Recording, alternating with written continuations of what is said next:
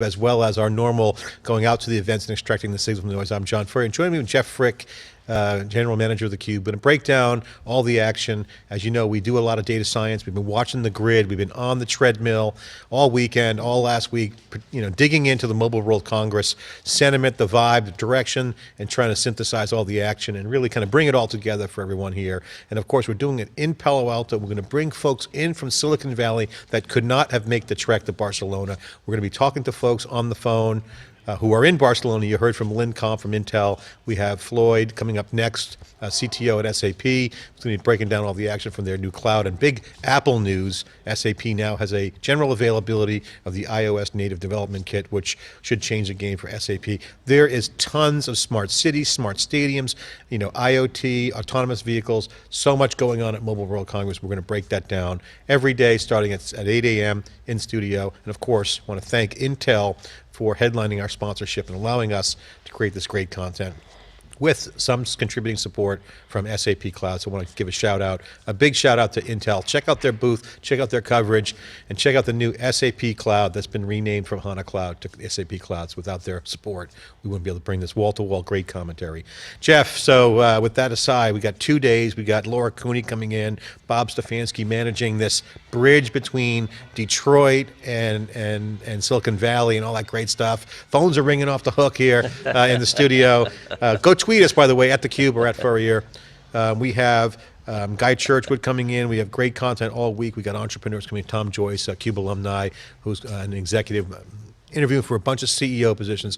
Really going to break down the changing aspect of Mobile World Congress. The iPhone's 10 years old. We're seeing now a new step function of disruption. Peter Burris, head of research at Wikibon, said the most turbulent time. And I even compounded it worse by saying, and the phones are getting faster. So it's beyond the device. I mean, what are you seeing on the grid? You look at the data out there. John, a bunch of things as we've been watching kind of the stream of the data that came in and surprised me. First off, just a lot of early announcements around BlackBerry and Nokia, who are often not really mentioned as the leaders in the handset space. Not a place that we cover real extensively, but really kind of these guys making a move and really trying to take advantage of the void that Samsung left with some of the note issues. But what I thought was even more interesting is on our hashtag monitoring tools that IoT and 5G are actually above any of the handset manufacturers. So it really supports a hypothesis that we have that while handsets will be better and there'll be more data enabled by 5G, what 5G is really all about is an IoT enabler and really another huge step in the direction of connected devices, autonomous vehicles.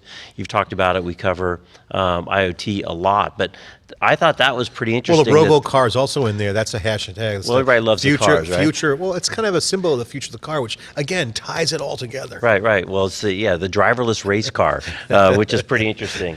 Esports to a whole nother level. Yeah, I thought that was interesting. Another little thing as we watch these digital assistants and these voice assistants, John, and I got a couple for Christmas just so I could try them out. Is that Motorola announced that they're going to partner with Alexa and use the Alexa voice system inside of their phones. I'm still waiting for, I don't know why Siri doesn't have a standalone device, and really when you use a Google Home versus Amazon Alexa, very different devices, really different kind of targets. So I thought that was an interesting announcement that also came out. But fundamentally, it's fun to see the support of IoT and 5G and really enable this next kind of great wave of distribution, disruption, and opportunity. We're going to have Sar Galai in the studio later today and tomorrow as a guest analyst for us on theCUBE. Also, of course, for folks who may know Sar from being on theCUBE, he was recently a Senior Vice President reporter to Meg Whitman and built out that telco service provider NFV business model for HP.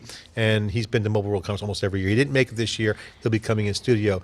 And he told me prior to me extremely vetting him for theCUBE, if you will, to use a Trump term, after extreme vetting of Sar Galai, I said to him, he really wants to make the point of, and this is going to be critical analysis and kind of poking a hole into the hype, which is he doesn't think that the technology's ready for prime time, and specifically he's going to comment around he doesn't believe that the apps are ready for all this bandwidth, and he thinks that 5G is a solution looking for a problem.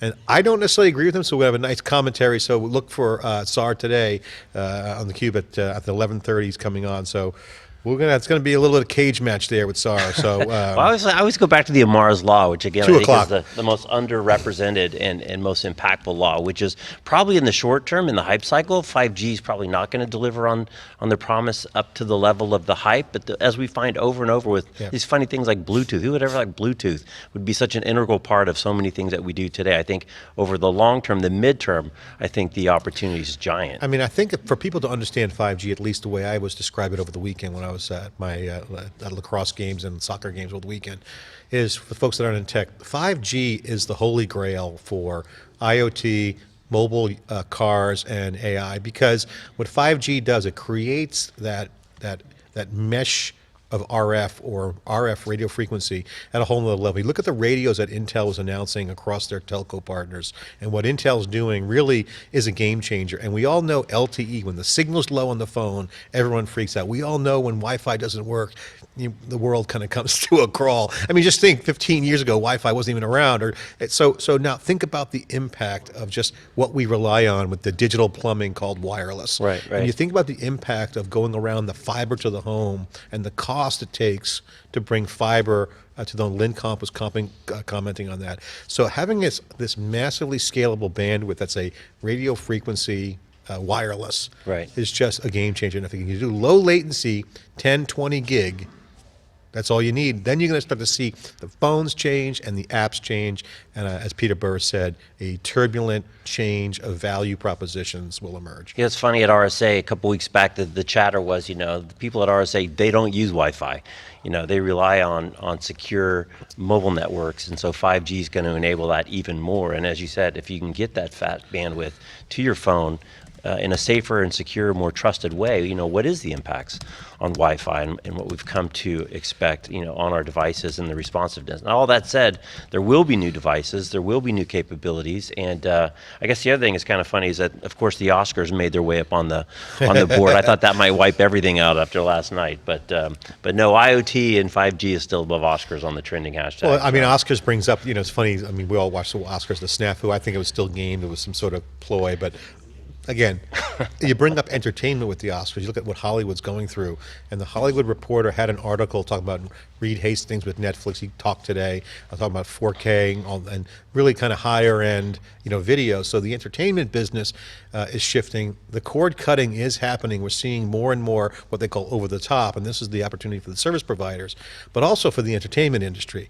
And with social media and with all these new form factors changing, the role of media will be a packet data game. And how much can you fit in there? Whether it's esports to feature filmmaking, the game is certainly changing. And again, I think Mobile World Congress is changing so radically. It's not just a device show anymore. It's not about the handset. It's about what the enablement is. And I think that's why the 5G impact is interesting. And then making it all work together, because a car talking to this device, it's complicated. So there's got to be the glue. There's all kinds of new opportunities. And that's what I'm intrigued by the Intel Qualcomm situation, where you got two chip guys battling it out for who's going to be that glue layer under the hood. Right, and a lot of if you look at some of the quotes coming out of the show too, a lot of the kind of the high level threads, you got to get away from the components and get into the systems and solutions, which we hear about over and over and over again. It's always about systems and solutions. I think they will find a problem to solve with the 5G. I think it's out there, but it is, you have to get away with the components. It's an ecosystem My philosophy, play, right? Jeff, is kill me with the bandwidth problem. Give me more bandwidth. I will consume more bandwidth. I mean, look at compute power as an example. People thought Moore's Law was going to cap out, a decade ago. You look at the compute power and the chips and with the cloud, with Amazon and the cloud providers, it's almost infinite compute. So then the role of data comes in. So now you got data.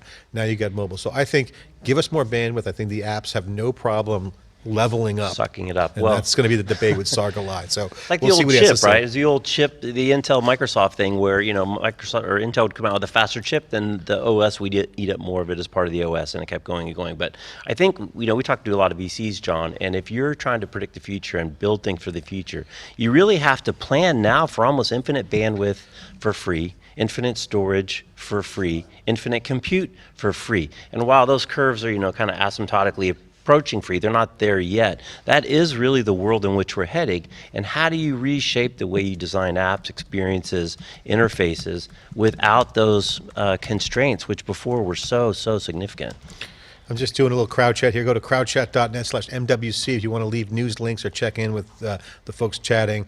And I'm just talking to SAP, and SAP had the big Apple news. And one of the things that's interesting, and Peter Burris talked about this on our opening this morning, is that confluence between the consumer business and then the infrastructure's happening, and that was called DevOps, but now you're starting to see the developers really focusing on the business value of technology.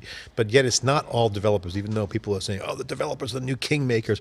Well, I would say that, but the business model still is driven by the apps, and I think developers are certainly closer to the front lines, but I think you're going to start to see a much more tighter coupling between the C-level folks in business and the developers. It's not just going to be a developer-led 100% direction. So whether it's entertainment, role of data, that's going to be pretty interesting, Jeff. So Apple's just about finished building the new spaceship headquarters, right? I think it opens up next month. I'm just curious to get your take, John, on Apple. I mean, obviously the iPhone changed the game 10 years ago. What's the next big card that Apple's going to play? Because they seem to have, kind of settled down. They're not at the top of the headlines anymore. Well, from my sources at Apple, there are many, and deep inside at the highest levels, what I'm hearing is the following. Obviously, they're doing extremely well financially. Look at the retail, look at the breadth of business. I think Tim Cook has done an amazing job. And to all my peers and pundits who are trashing Apple, they just really don't know what they're talking about. Apple is dominating at many levels. They're dominating, firstly, on the fiscal performance of the company. Their digital presence in terms of their stickiness is second to none.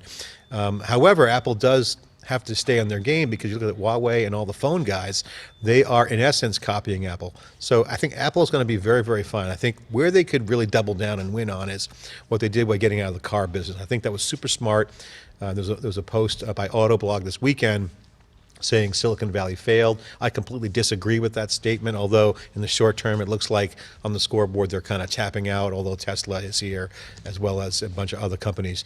But it's not about making the car anymore. It's all about the car's role in a bigger digital ecosystem. So to me, I think Apple is poised beautifully to use their financial muscle to either buy car companies or deal with the digital aspect of it and bring that lifestyle to the car, where the digital services for the personalization of the user will be the sticking point for the transportation. So I think Apple's poised beautifully for that. They have some issues, certainly every company does, but compared to everyone else, I just see no one even close to Apple at the financial level, just with the cash, and then just what they're doing with the tech. So from a digital perspective, now Google's got the self-driving cars, Facebook's a threat, Amazon, so those are the big ones I see. Now, the other thing that's happening this week is the Game Developer Conference in San Francisco at Moscone. So, again, huge consumers of bandwidth, huge consumers of compute power, not so much storage. I mean, I haven't heard much kind of the confluence of the 5G movement with the Game Developer Conference, but clearly that's going to have a huge impact, as most gaming is probably going to move to more and more mobile platform, less desktop. Well, the Game Developer Conference, the one that's going on the GDC, is kind of has a different vibe right now. It's losing. It's a little bit lackluster in my mind. It's classic conference. It's very monetized. The event it seems to be over monetized. It's all about making money rather than promoting community. The community in gaming is shifting. So if you look at like how that show is run versus say E3, and now you got TwitchCon, and then Mobile World Congress, one of the big voids is there's no esports conversation. That certainly will be the big thing. To me, everything that's going digital around gaming is a home run. I think gaming is going to shift in a huge way from what we know as console cult. It's going to go completely mainstream in all aspects of the devices. As 5G overlays on top of the networks with the software, gaming will be the first pop. You're going to see esports go nuclear, TwitchCon, those kinds of Twitch genre is going to expand. Certainly the Cube will have in the future a gaming cube, so there'll be a cube anchor desk for most of the gaming culture. Certainly younger hosts are going to come on.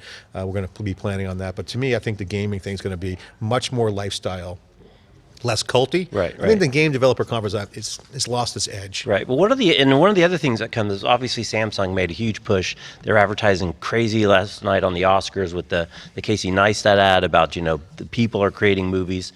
And they've had their VR product out for a while, but there's a lot of social activity saying, what is going to be the killer app that kind of breaks through VR? We know Oculus has had some issues. What do you kind of reading between the tea leaves there, John? Well, it's interesting. The Oscars was awesome last night. I always love to watch the Hollywood spectacle, but one of the things that I like